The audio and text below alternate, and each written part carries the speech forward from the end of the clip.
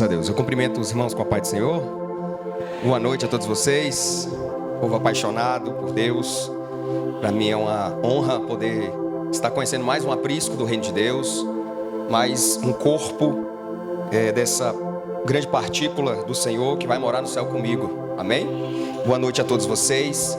Fico muito feliz de estar conhecendo o pastor Paulo. Tive a graça de conhecer lá no monte. A gente estava lá nos mantos sagrados e a gente conheceu eles louvando de um lado, a gente louvando do outro. Daqui a pouco a gente unificou a adoração e o cabode de Deus se manifestou. Foi bênção.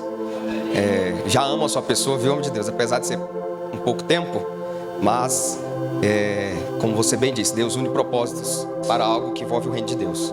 Então, apesar de ser um pastor jovem, eu já vejo grande sabedoria na sua vida. Que Deus venha alargar sua tenda e fazer como a oração de Jabes. Que o Senhor te abençoe, que o Senhor alargue sua tenda, que o Senhor coloque sobre si a sua mão e que o Senhor te livre de todas as aflições. Amém? Glória a Deus, amados. Abra suas Bíblias no livro de João, capítulo número 7. João, capítulo 7. Enquanto os irmãos localizam, eu agradeço a Deus por ter me trazido em paz e segurança até este lugar. Que Deus venha recompensar cada um dos irmãos. E desejo um excelente ano de 2025 a todos vocês. Nós ainda estamos no começo do ano. Amém? O ano da plenitude, o ano onde Deus vai fazer coisas novas. João capítulo de número 7, versículo de número 37. O último louvor que eu ouvi foi uma confirmação do que Deus quer falar conosco hoje, sobre água. Aleluia. Quantos querem de água aí do Senhor? João 37, eu vou perguntar de novo, alguns ficaram despercebidos. Quantos querem da água do Senhor aqui nesta noite? Amém. Glória a Deus. O tema dessa mensagem é uma pergunta. Tem água aí? Vocês poderiam repetir após mim? Tem água aí?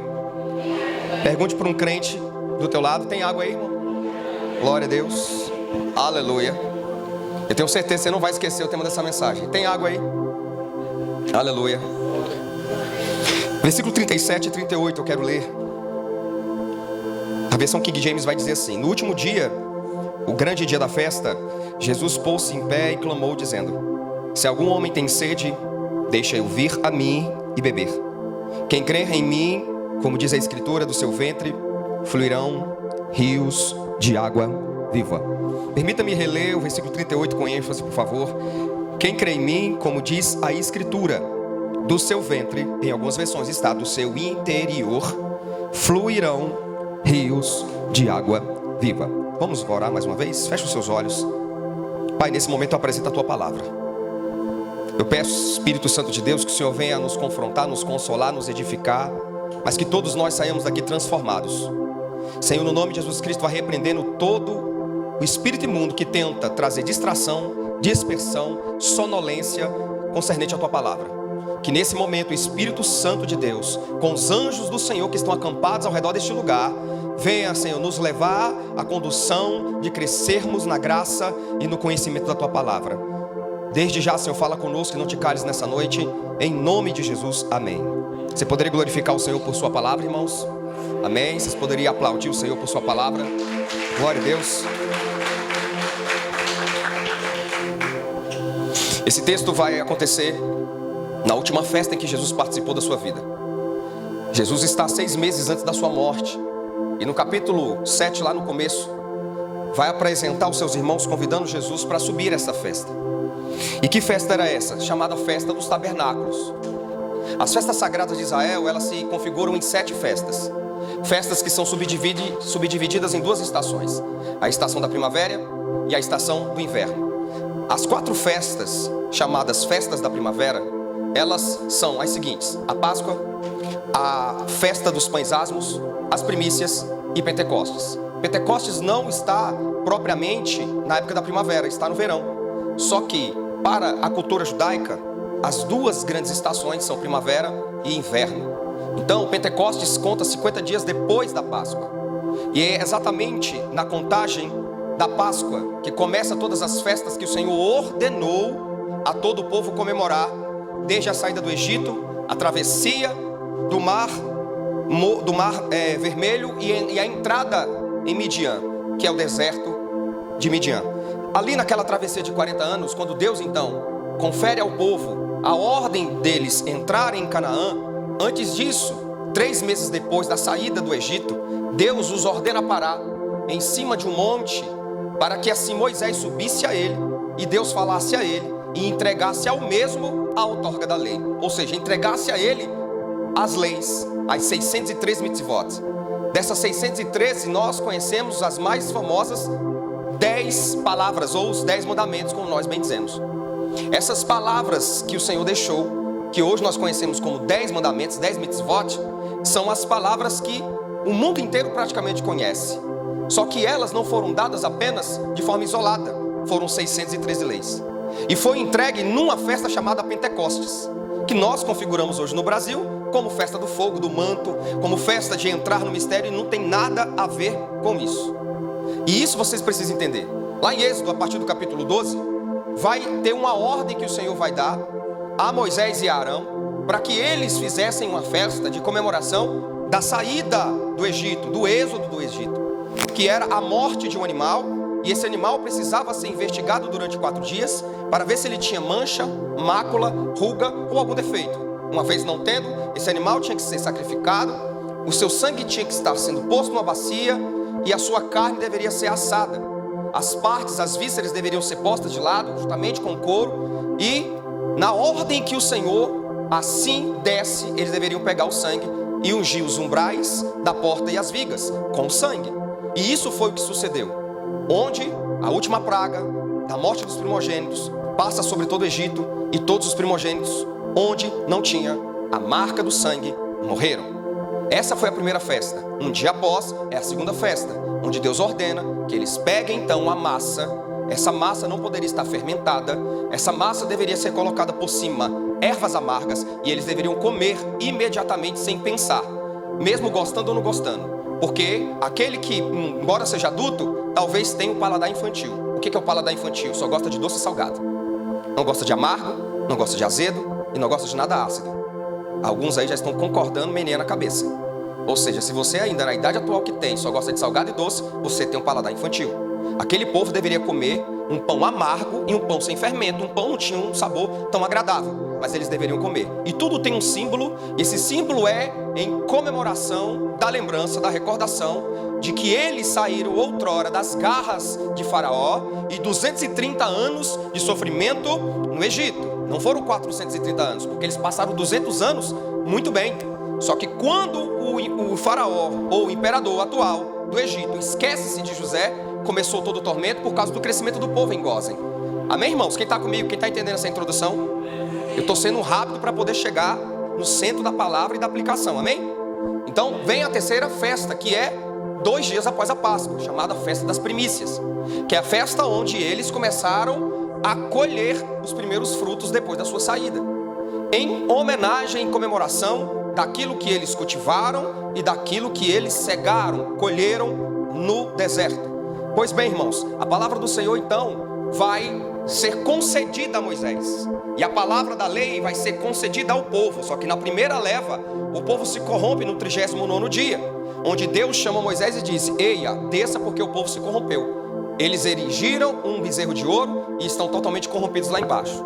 Moisés desce, quebra as tábuas, a tribo de Levi se separa, eles matam todos os que foram os rebeldes, os detratores, e ele então sobe mais uma vez para o Monte Sinai. Ali Deus com seu dedo escreve a lei, ele desce, e dessa vez o povo obedeceu. Não obedece não para ver, né, irmãos? Não é não? Manda quem pode, obedece quem tem juízo. Moisés então desce, o povo lá está quietinho, dando glória a Deus, aleluia e hosana. Aí o povo então começa a ler e ouvir a lei que o Senhor estabeleceu a Moisés, nesse interregno de 80 dias. E assim acontece a festa do Pentecostes, que em hebraico se chama Shavuot. Shavuot significa festa das semanas. Por quê? Contabilizando o último dia da festa das primícias, você conta 49 dias. Então 49 dias mais um dia dá 50 dias, que no grego chama-se Pentecostes, que significa 50. Entenderam, irmãos? Então Pentecostes não tem nada do que a palavra 50. Não tem fogo, não tem mando, não tem glória, não tem oração em línguas, não tem rodopio, não tem radinho, não tem nada. É a outorga da lei, a entrega da lei a Moisés no Sinai, 50 dias depois da festa das primícias. Quem entendeu, irmãos? Glória a Deus. Quantas festas vocês contaram aí? 4. Páscoa, Asmos, primícias, Pentecostes. Então finaliza as festas das primaveras. Agora vai chegar a festa do inverno, que é a festa das trombetas. Tem o Yom Kippur, que é o dia da expiação. E por fim, a festa dos tabernáculos. A festa das trombetas, ela tipifica 10 dias antes do dia da festa da expiação, ou o dia do Yom Kippur.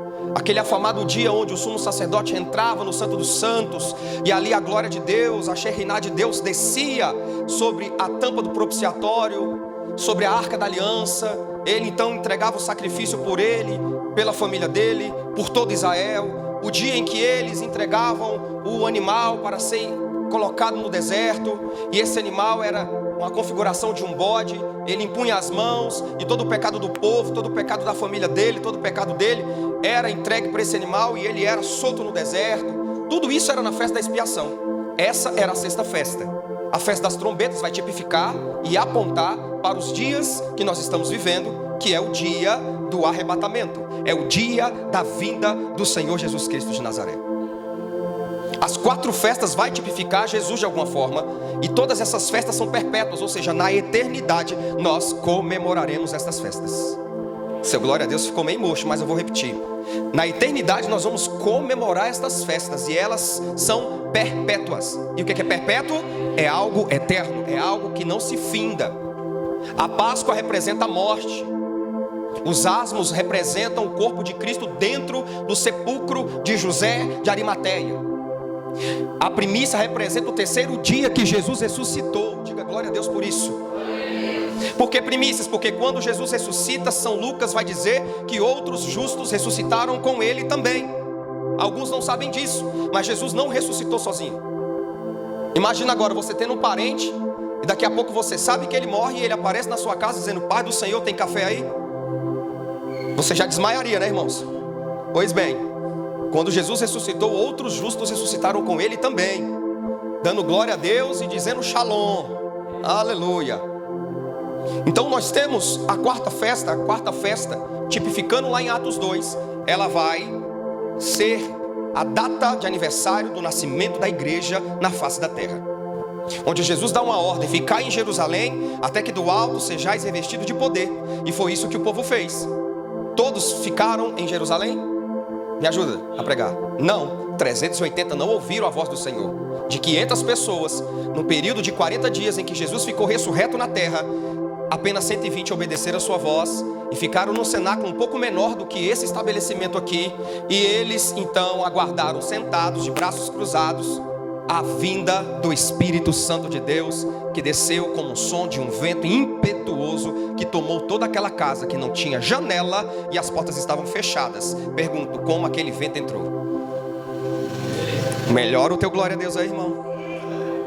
Como aquele vento entrou? Eu tive a oportunidade de estar nesse lugar, e não tem janela, e a porta é estreita.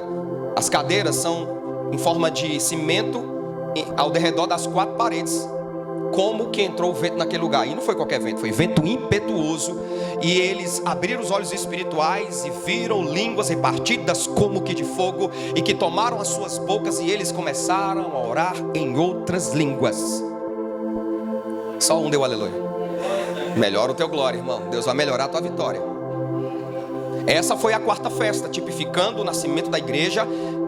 No Antigo Testamento foi a concessão da lei. No Novo Testamento, na Nova Aliança, na Brit Hadashah, simboliza a descida do Espírito Santo na terra. E hoje Ele está aqui entre nós como nosso Paracletos, como nosso advogado, como nosso conselheiro, como nosso consolador. A quinta festa é a festa Yom Teruah, a festa das trombetas, a festa em que os anjos, o arcanjo vai soar a trombeta, o shofar, e todo ouvido ouvirá, e aí o negócio vai ficar estreito. Aleluia. E nós nos encontraremos com ele no Monte das Oliveiras, em Jerusalém. Quem vai se encontrar com ele aí? Amém. Tem uns que estão com dúvida, não fica com dúvida não, crente. Aleluia. 10 dias depois da festa das trombetas, veio o dia da expiação. E o dia da expiação é o dia em que faz-se um jejum de 25 horas. Onde você não come, não bebe, onde você não usa roupa confortável, nada de couro, onde você não toma banho, onde os casais não se relacionam. 25 horas orando e adorando o nome do Senhor em uma única expressão de oração, de arrependimento. Senhor, me perdoa. E o que significa o dia da expiação? A tipologia escatológica, a grande tribulação. E a quinta festa, que é o soar das trombetas, é a anunciação de Cristo para buscar a sua noiva, para buscar a sua igreja. A sexta festa é a grande tribulação. E a sétima festa é esta qual nós lemos aqui, onde nós vamos agora dar desenvolvimento a ela. É a festa chamada Sucote. Diga comigo, Sucote. Sucote significa cabanas, tendas. E o que simboliza esta festa?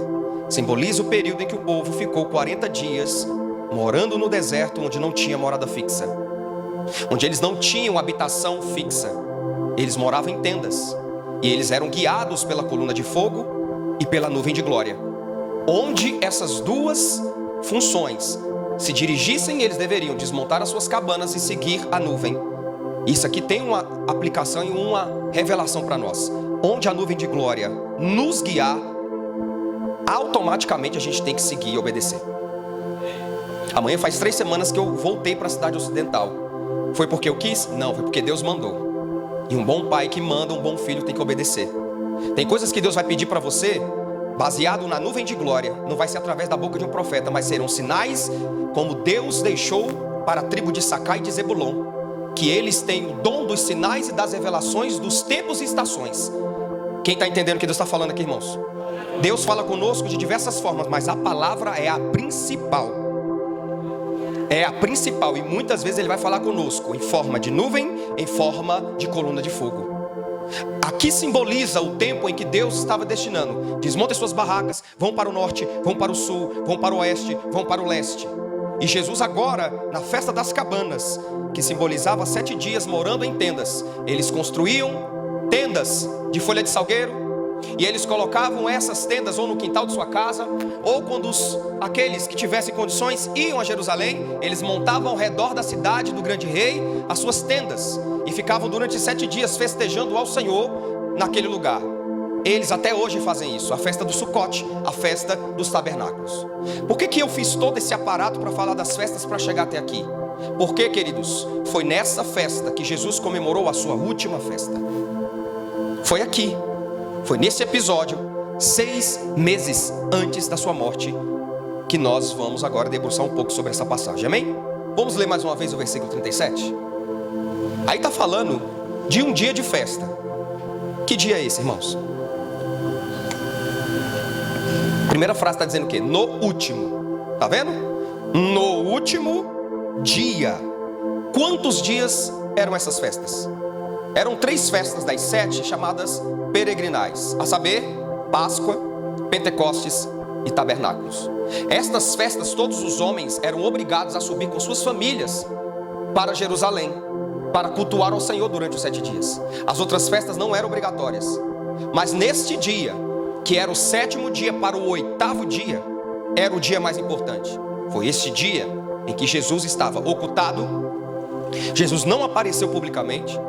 Jesus apenas pregou para um pouco de seguidores, porque ele não queria aparecer, porque já tramavam matá-lo. Se você ler todo o capítulo 7, nos versículos iniciais, vocês verão que já estavam tramando matar Jesus. Então ele subiu escondido, ele subiu de forma mais discreta, e de repente ele, sentado, ensinando os seus talmidinhos, seus discípulos, a Bíblia vai dizer que no último dia, depois dele participar de todos os outros 7 dias, pastor, ele então vai se apresentar publicamente diante do templo, que estava abarrotado de gente. Ele estava diante do pátio onde todos podiam ter acesso, com exceção do santo lugar e do santíssimo lugar. E naquele lugar, Jesus se apresenta e ele vai dizer aquilo que o versículo de número 37, parte B, afirma. Jesus pôs-se em pé e clamou. Pôs-se em pé, evidentemente, porque ele estava sentado. Quando o mestre está sentado é porque ele está ensinando. Quando ele está com seu talite, que é aquele véu que só homem usa, eu já vi muita mulher usando isso. Talite é para homem, talite é para sacerdote. É uma modinha no Brasil sem conhecimento bíblico, mas tudo bem. Jesus então tira o seu talite, porque o talite na cabeça é para orar, e quando se retira é para ensinar. Quem está entendendo, irmãos? Sabe o que é o talite? aquele pano branco com os detalhes azuis, que tem as borlas nos 4 cantos. Então, foi aonde a mulher do fluxo de sangue tocou e foi curada. Só o homem usa. Jesus então se levanta, e quando ele se levanta, ele tira aquele talite da sua cabeça e ele vai gritar. A Bíblia vai dizer na minha versão, e clamou. Tem Bíblias que está assim, e gritou. Tem Bíblias que está assim, e falou em alta voz. Como é que está na sua Bíblia? Sem olhar para cá. Como é que está na sua Bíblia? E clamou. Tem Bíblia que está assim, e gritou em alta voz. Isso parece um pleonasmo na língua portuguesa. É uma redundância, é um vício de linguagem, tal como subir para cima, descer para baixo, entrar para dentro, sair para fora. Porque gritar em alta voz, gritar já é em alta voz, sim ou não? Sim, não. Jesus, a Bíblia diz que gritou em alta voz. Por que que chama a atenção João Ferreira a esse sentido? Porque está dizendo que o grito de Jesus foi tão alto que toda a multidão parou para ouvi-lo. Amém? E quando ele grita, o que ele disse? Na minha versão está assim: se algum homem tem sede, deixai-o vir a mim e beber. Não tem sentido nenhum se nós lermos esses 2 textos, com esses 2 versículos isolados, irmãos. Não tem sentido nenhum se a gente não souber um pouco sobre o que representa a festa dos tabernáculos. Agora você entende por que eu tive que explicar todas as 7 festas e qual é a tipificação apontada para Jesus? Amém? Vamos lá. No primeiro dia, o sacerdote, bem como os sumos sacerdotes, eles levantavam pela manhã, do primeiro ao 7º dia, e faziam a romaria. Eles pegavam os vasos do templo, e eles pegavam, colocavam sobre os seus ombros e faziam a procissão até um tanque chamado Siloé, o tanque da purificação. A palavra Siloé vem do hebraico Shiló, e Shiló quer dizer enviar, mandar. E quando eles então faziam essa romaria, eles iam cantando o salmo chamado Halel, ou Salmos Degraus, que é o Salmo 103 ao 118. Então eles iam de forma decorada cantando esses hinos, chegavam diante do tanque de Siloé, se curvavam, pegavam as águas daquele tanque da purificação, colocavam dentro dos vasos e retornavam para o templo. Não é tão longe o tanque de Siloé para o templo, fica mais ou menos 300 metros. Então quando eles retornavam dizendo: Hosana, Hosana nas alturas. Diga comigo: Hosana, Hosana nas alturas. Abra para mim, por favor, Isaías 12, versículo 3. E quando eles chegavam nas escadarias do templo, que eram 15 degraus, eles então subiam um degrau e cantavam um hino que era um terrilim, que era um salmo, que no hebraico é terrilim, quer dizer cânticos. Isaías 12, versículo 3, o menor capítulo de Isaías é esse. Olha o que o versículo 3 vai dizer: com um coração repleto de alegria, tirareis água pura das fontes da salvação. A versão Almeida corrigida vai dizer: vós com alegria tirareis águas das fontes da salvação. Sua Bíblia está assim? Almeida corrigida: vós com alegria tirareis águas das fontes da salvação. Vocês podem dizer após mim? Diga assim: vós.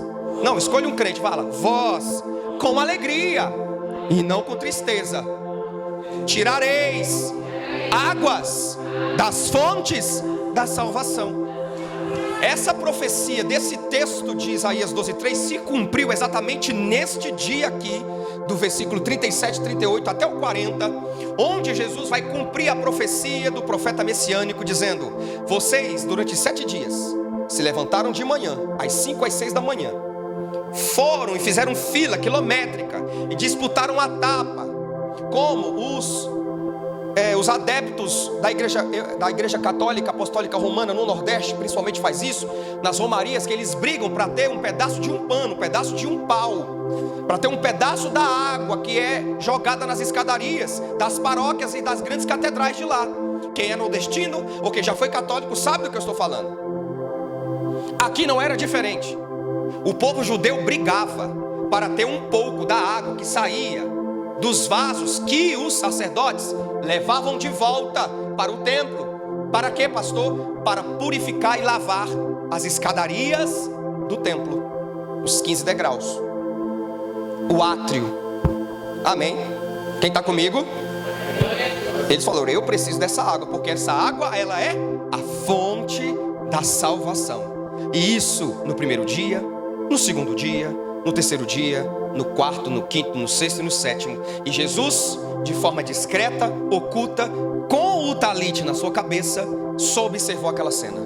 E ele fez isso durante toda a sua vida porque ele era judeu. Só que no último dia, ele percebeu a religiosidade desenfreada do povo e ele ficou revoltado. Não à toa que ele gritou em alta voz, irado, chateado.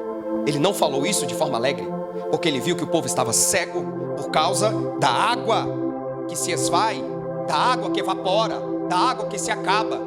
E esse era o 8º dia, e a Bíblia vai dizer que era o dia mais importante, o grande dia da festa. Porque todos os dias eram dias de alegria. Eles bebiam seu vinho, eles dançavam, eles cultuavam, eles celebravam com suas famílias. Só que no último dia, eles então compareciam e eles recebiam a última palavra, ou do sumo sacerdote, ou do rabino que estava escalado naquela fase, e depois voltavam para suas casas, porque era uma palavra de reflexão. É a palavra que Deus hoje tem para nós, a palavra de reflexão, que vai dizer assim: se algum homem tem sede, a versão Almeida vai dizer: se alguém tem sede, venha a mim e beba. E qual é o contexto da aplicação? A água que vocês durante 7 dias estavam se acotovelando, se esmurrando, brigando, disputando a tapa para ficar perto do sacerdote, com os vasos grandes nas mãos, essa água pode até tocar em você. Vocês podem pegar um pouquinho dessa água, vocês podem acreditar que essa água hoje pode te dar a salvação, mas essa água vai se esvair, vai evaporar, vai acabar, e você vai ter que buscar mais água. Mas eu sou a água que se cumpre de Isaías 12:3. Vós, com alegria, tirareis água das fontes da salvação. Na mente do povo, pastor Paulo, a água da salvação era do tanque de Siloé. Até o dado momento, em 33 anos de história da vida do mestre, ele presenciou o povo acreditando que o tanque de Siloé era o tanque da fonte da salvação. Tem muito crente acreditando em enigmas, tem muito crente acreditando em amuletos, acreditando em objetos, acreditando e depositando a sua confiabilidade, a sua fé, a sua emuná, a sua segurança de fidelidade espiritual, que nós chamamos de fé, em objetos, em situações palpáveis. Isso é um grande erro e é pecado, irmãos. A nossa fé não está na água. Eu estive em Israel pela misericórdia de Deus, a gente traz de lá a água do Jordão. Se eu fosse vender, tem gente que vende água ali do rio Tietê. Tem gente que vende, irmão. Tem gente que vende sabão em pó, sabonete, fronha, meia, lenço. E tem gente que compra. Porque existem os irmãos da igreja assembleiana, existem os irmãos da igreja trouxiana. São trouxas, desculpe-me. Porque eles depositam sua fé em objeto. Era a revolta de Jesus. Se você é discípulo de Jesus, você tem que ter nesse momento a inspiração do Espírito de Deus para se revoltar também. Porque o povo estava cego, mas estava sendo manipulado pelos sacerdotes, pelos doutores da lei, pelos escribas, pelos homens que deveriam tirar essa cegueira do povo. Estava colocando mais venda sobre os seus olhos. Foi por isso que Jesus se revolta, falou: acabou isso. Alguém aqui tem sede. Tinha aproximadamente 500 mil pessoas naquele lugar. E ele falou: quem aqui tiver sede, não vão mais ao tanque de Siloé, vem a mim e beba de mim.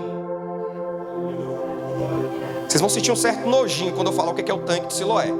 Purificação é uma palavra poética, mas vamos para a Bíblia. O que é purificação? Tomar banho, tirar a roupa e entrar na água e sair, colocar a roupa de novo para entrar no templo. Porque ninguém poderia entrar no templo sem tomar banho no tanque de Siloé. Quem entendeu?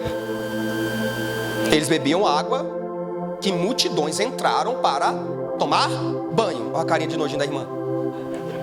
Sim, todo mundo fica. É igual o rio sagrado de Gange, lá na Índia.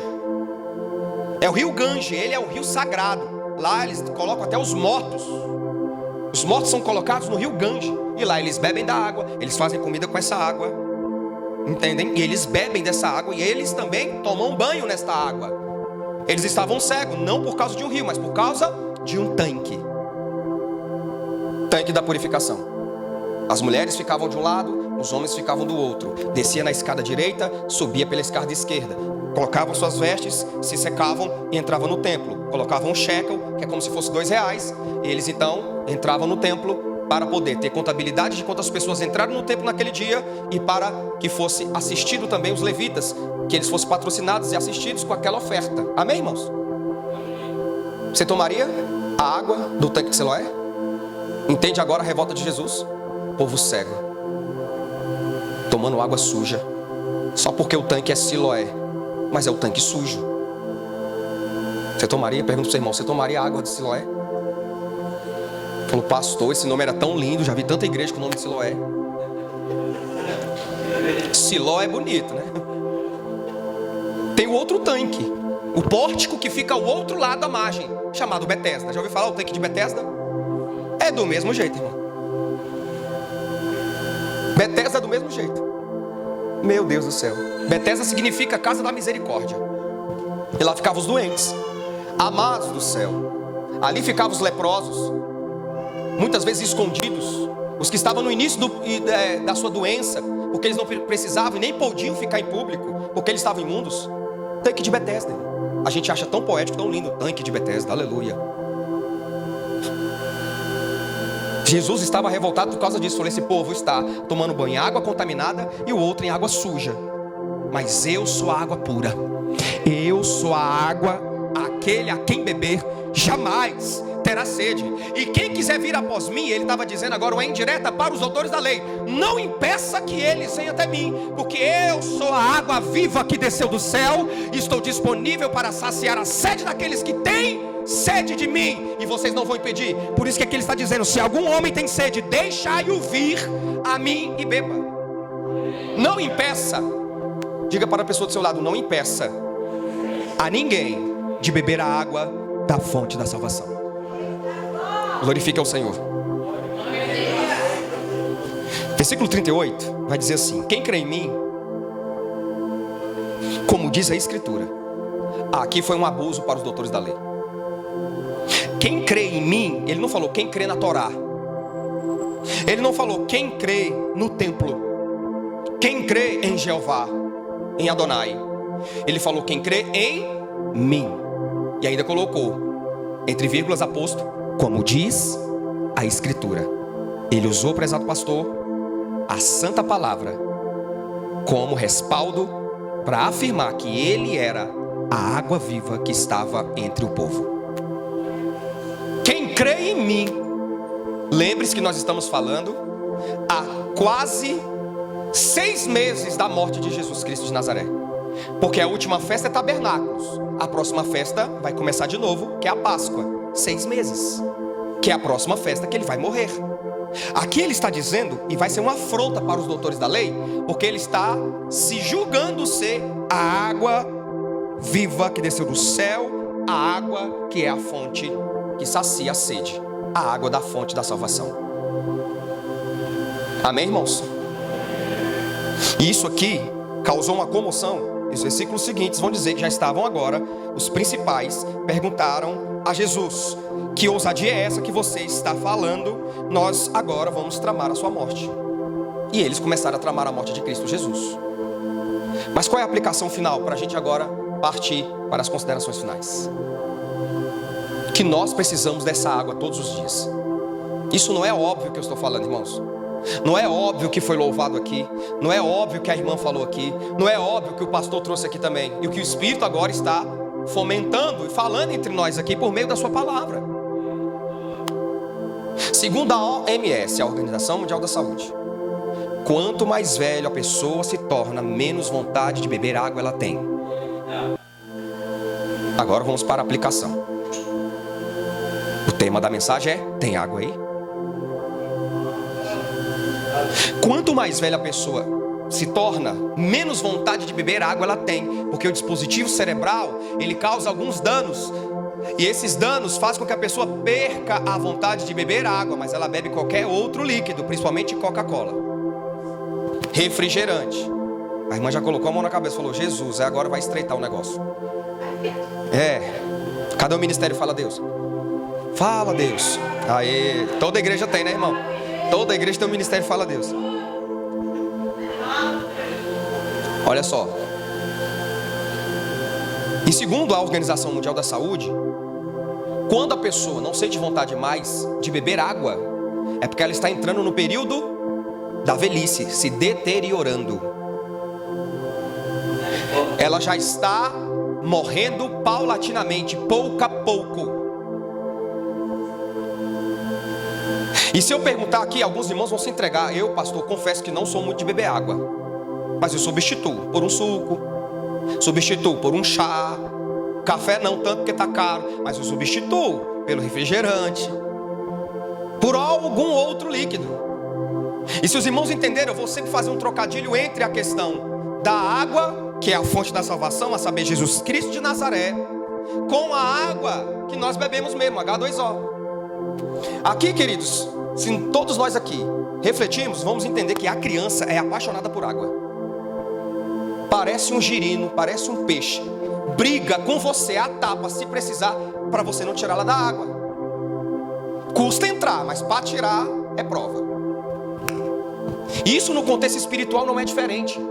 Já percebeu que quando nós nos convertemos, a gente queria pregar para o cobrador, a gente queria pregar para o motorista, a gente esquecia a placa do ônibus que dizia: fale ao motorista somente o indispensável. A gente falava: Jesus te ama, tem uma obra na tua vida, pega esse folheto, varão. Assim diz o Senhor, e começava a profetizar, e o motorista já, não é? Pregava para todo mundo, para o colega de trabalho, para o colega da escola, para o colega da faculdade, para o vizinho, para o irmão, para o pai, para a mãe. Queria pregar para todo mundo, porque está cheio de água, é criança, ama água. Tem água aí? Aleluia. Só que o grande problema é que quando essa criança vai crescendo, ela vai deixando as coisas de água e entra na adolescência. O adolescente não gosta muito de tomar banho não, né? A gente já foi adolescente um dia, vamos confessar. Quantas vezes quem nos lavou foi o cobertor? Vamos ser sinceros, né, irmão? As mães aqui vão falar: não é verdade. Ou seja, o crente quando entra na adolescência, quando ele tem mais ou menos seus 12 anos de crente, não é assim? Acha que já sabe tudo e não precisa mais da água, porque já bebeu tanto durante 12 anos, eu não preciso mais de água, já estou cheio de água. Já conheço de Gênesis, Apocalipse, 66 livros, 39 do Velho, 27 do Novo. Já conheço os 4 grupos do Velho, 4 grupos do Novo. Já conheço tudo, já sei, já prego, já sou batizado no Espírito Santo. Já tenho oportunidade, já ganhei o departamento, já liderei um monte de coisa. Não preciso mais de água. Vai vendo, irmão. Eu estou falando adolescente espiritual. Agora quando entra na fase da juventude espiritual, Jesus de Nazaré começa a recriminar a criança que gosta de água, o novo convertido, que entra no manto, que rodopeia, que tem um monte de meninice, que é normal, porque é menino espiritual. Você um dia foi, e julga quem ainda é, e quer que te coloque no mesmo nível que a criança.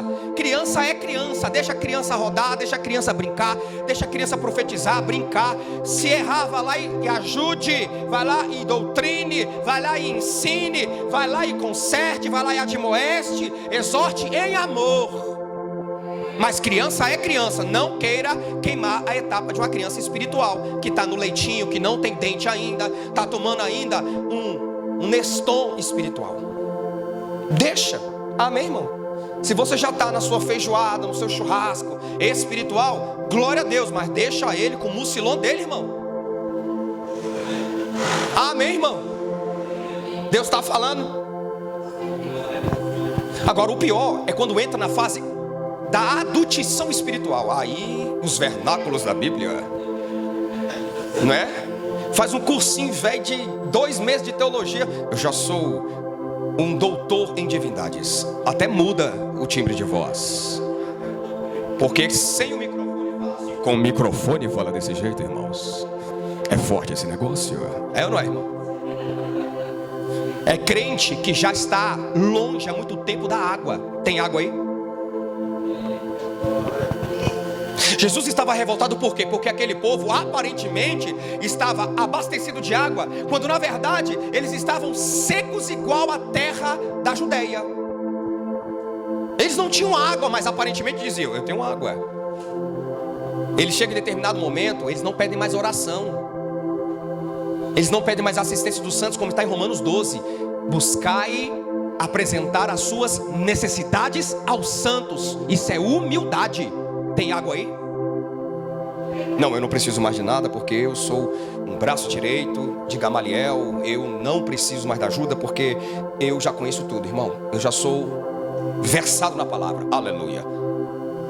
Só porque tem uma voz legal, fez um curso de canto de 3 meses, já se acha Cassiane e não quer mais água.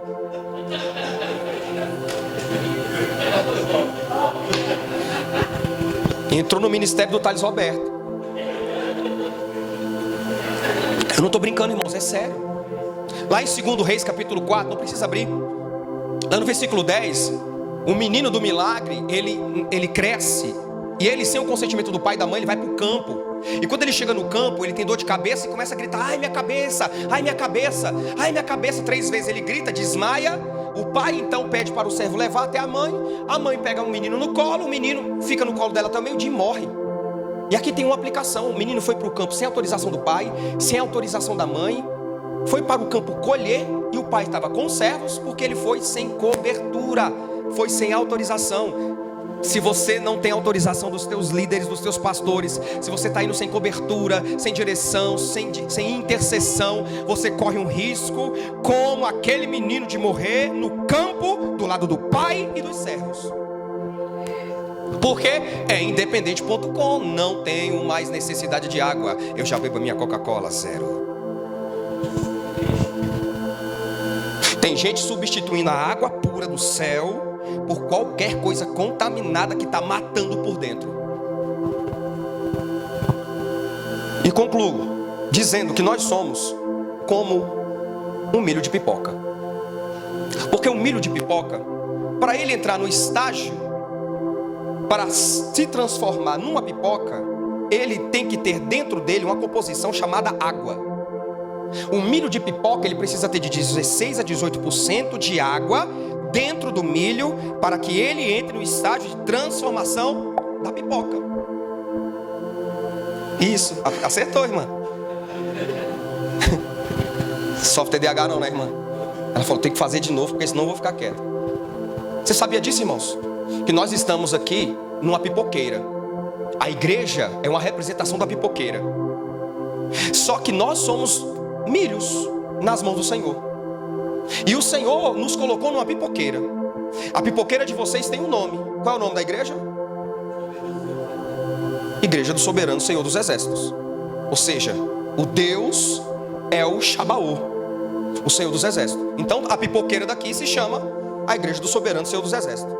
Tem a pipoqueira de todos os nomes. E dentro dela tem um monte de milho. E dentro do milho, a pergunta é: tem água? Pergunta de novo para o irmão, pode provocar, em nome de Jesus, com todo respeito: tem água aí? Estamos numa pipoqueira. Vocês vão nos ajudar nesse manual de instrução de como fazer uma pipoca. O que precisa ter de ingrediente? Óleo, unção do Espírito Santo de Deus. Você é o milho, aqui é a pipoqueira. Nós precisamos do óleo do Espírito Santo de Deus. Amém. Precisa ter, o que mais? O fogo do Espírito Santo de Deus, para começar a esquentar a panela, para que os milhos de pipoca possam ser embebidos do azeite e assim começar a ter uma transformação. Tem água aí? Só que se eu colocar o milho e não mexer, não ter mover, não ter presença, não ter poder, não ter dom, não ter manifestação do Espírito Santo, não ter milagre, não havendo profecia, o povo se corrompe, não tendo a palavra escriturada na sã doutrina, o povo morre e perece. Vai queimar o milho. Precisa ter movimento. Diga assim: movimento. Tem água aí? Tem água aí, irmão? Então, se não houver movimento do Espírito Santo dentro da igreja, se não houver o fogo do Espírito Santo dentro da igreja, vai melhorando teu glória. Se não tiver o azeite do Espírito Santo dentro da igreja, pode ter milho, mas não se transforma. Queima, estraga, não vai ter validade alguma. Olha para o milho que está do teu lado e fala assim: então se mexa, crente. Faça o que Deus está te mandando. Obedeça o que Deus está te orientando. Deixa Ele te mover, deixa Ele te mexer. Nós somos como o vento do Espírito, não sabemos de onde vem nem para onde vamos. Assim é todo aquele que é cheio do Espírito e é movido pela direção do Senhor. E para concluir, nós precisamos ter a água dentro de nós. Porque se não tiver água dentro do milho, ela não vai se transformar. É por isso que tem muito crente que está na igreja há 5 anos, há 7 anos, há 10 anos, há 15 anos, há 20 anos, crente dinossauro que não se transforma. É o mesmo crente desde o dia da sua conversão. É o mesmo crente, é o mesmo milho, só está queimado, mas não se transformou. Aí olha para o lado, o crente se transformou. Olha para o outro se transformou. Aí ele só olha para ele e fala assim: eu não me transformei. Por quê? Milho que não tem água é piruá. A irmã deu spoiler, eu já ia falar isso, irmão. É crente piruá, irmão. É crente piruá. Ele só está no ambiente, ele recebe fogo, recebe azeite, ele é até movimentado. Os milhos do lado ainda tentam estimular, mas ele, crente piruá, do jeito que está, continua e não se transforma. Por quê? Porque a transformação, quando começa a aquecer a pipoqueira, começa a provocar o estímulo atômico dos átomos da água que estão dentro do milho, a ponto dele ter que se transformar, não de fora para dentro, mas de dentro para fora. Fica de pé, por favor. Tem água aí?